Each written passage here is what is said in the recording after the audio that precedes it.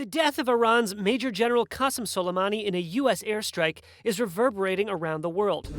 Both American allies and rivals alike, including some permanent members of the UN Security Council, are warning of a, quote, dangerous escalation in a volatile region. D'abord, c'est la suite d'une escalade qui dure depuis des mois. A French government minister says the assassination at Baghdad International Airport was, quote, what we feared. Tensions between the United States and Iran are increasing, and warning that it has consequences for nuclear proliferation.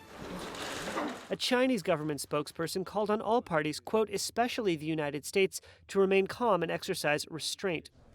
And a spokeswoman for the German government said the U.S. strike was a reaction to Iranian military provocations and said it was now, quote, crucial to contribute to a de-escalation and that, quote, conflicts can only be solved in a diplomatic way.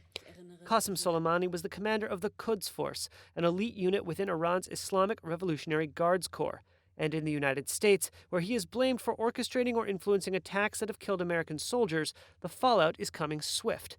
U.S. Secretary of State Mike Pompeo said in an interview, quote, the president's decision to remove Soleimani from the battlefield saved American lives.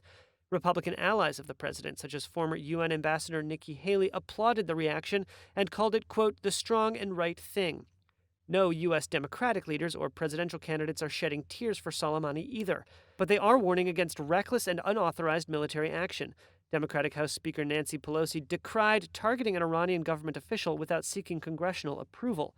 Candidate Joe Biden wrote, quote, Trump just tossed a stick of dynamite into a tinderbox. For those living in the potential tinderbox, the tensions were clear. Israel, Iran's top regional rival, placed its armed forces on high alert. In Gaza City, the Iranian-supported Islamist militant group Hamas called the assassination a crime by the United States. In Beirut, the leader of Hezbollah issued a statement declaring Soleimani a martyr and calling for the, quote, just punishment of the criminals who killed him. And in the streets of Baghdad, not far from the airport where Soleimani met his end, jubilation by some, apprehension and concern by others that Iraq could be caught in the crossfire between America and Iran.